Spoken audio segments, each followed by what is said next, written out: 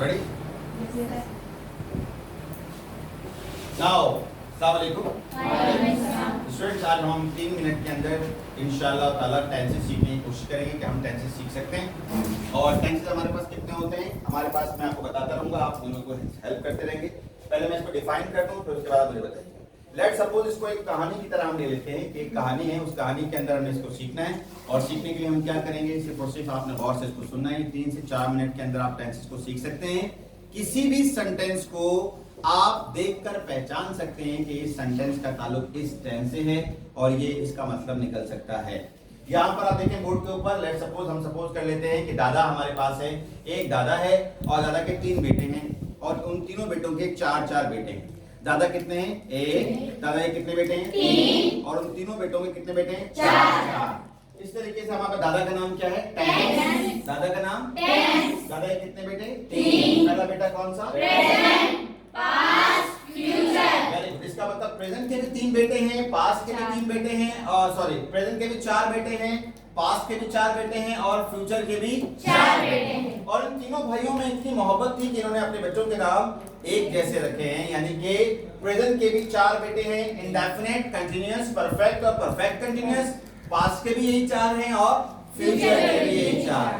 जिस तरीके से मैंने आपको बताया, इसी तरीके से हर जुमले को बनाने के लिए, हर सेंटेंस को बनाने के लिए, जिस तरह सालन बनाने के लिए आपको 3 चीजें चाहिए होती हैं: चमचा, पतीला और हाथ। चमचा, पतीला और हाथ। इसी तरीके से जुमले को बनाने के लिए आपको 3 चीजें चाहिए होती हैं। एक क्या है?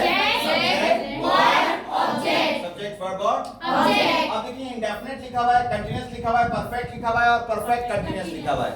ऐसे लिखा हुआ है।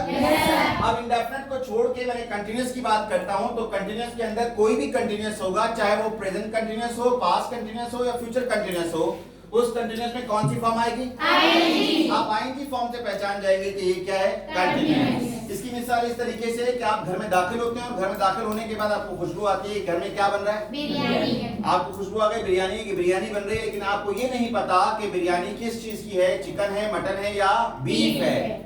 इससे मुराद ये हुआ कि कंटीन्यूअस तो है, आईएनजी फॉर्म लगी हुई, लेकिन आपको ये नहीं पता कि कंटीन्यूअस कौन सा है, प्रेजेंट का है, पास्ट का है या फ्यूचर का है। इसको पता करने के लिए आपको क्या करना पड़ेगा? इसमें गोश्त देखना पड़ेगा। गोश्त से मुराद आपको हेल्प देखना पड़ेगा। अगर ये कंटीन्यूअस आपका प्रेजेंट का होगा तो इसमें हम लगाएंगे इज, एम, आर। अगर ये पास्ट का होगा तो लगेगा वाज और वर। अगर ये फ्यूचर का होगा तो आएगा विल और बी। ये आपका कंटीन्यूअस हुआ। डन। अब लिखा हुआ परफेक्ट। परफेक्ट में कौन सी फॉर्म आती है? Third form. परफेक्ट में आती है थर्ड फॉर्म। थर्ड फॉर्म जब भी आएगी आप समझ जाएंगे कि जुमला आपका परफेक्ट है। लेकिन ये परफेक्ट तो है, लेकिन ये परफेक्ट कौन सा है? प्रेजेंट का, पास्ट का या फ्यूचर का, हमें ये नहीं पता। तो इसको पता करने के लिए हमें क्या देखना पड़ेगा? गोश्त। गोश्त से मुराद क्या है? Helping verb. अगर ये परफेक्ट प्रेजेंट का होगा तो हम इसमें लगाएंगे हैव और हैज। अगर ये पास्ट का होगा तो हैड, और अगर ये फ्यूचर का होगा तो विल हैव। ये आपके पास परफेक्ट हो गया। अब कोई भी परफेक्ट होगा, थर्ड फॉर्म तो आनी आनी। अब आ जाए परफेक्ट कंटीन्यूअस। तो परफेक्ट और कंटीन्यूअस, दादा का नाम टेंस था, दादा के 3 बेटे, प्रेजेंट, पास्ट और फ्यूचर, हर बेटे के 4 बेटे, इंडेफिनिट, कंटीन्यूअस, परफेक्ट और परफेक्ट कंटीन्यूअस।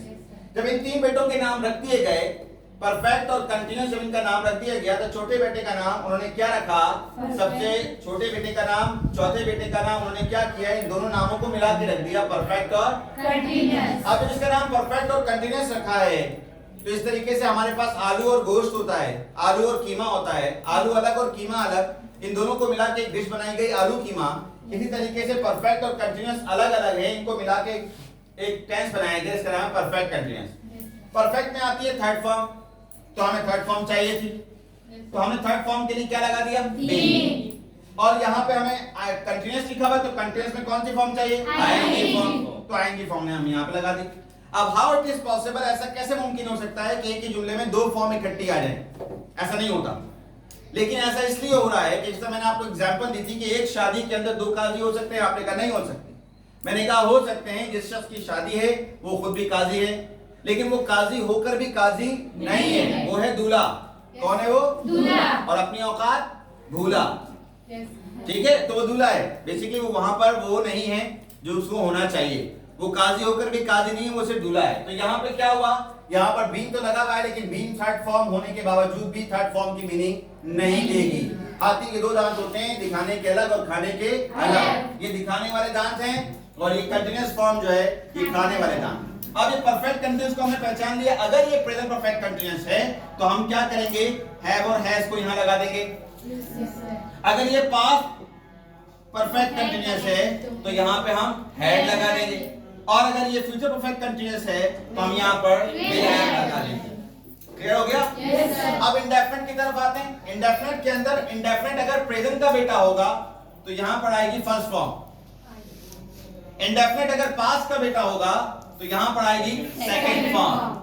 और इंडेफिनिट अगर फ्यूचर का बेटा होगा तो आपको पता है फ्यूचर बगैर विल के नहीं बन सकता।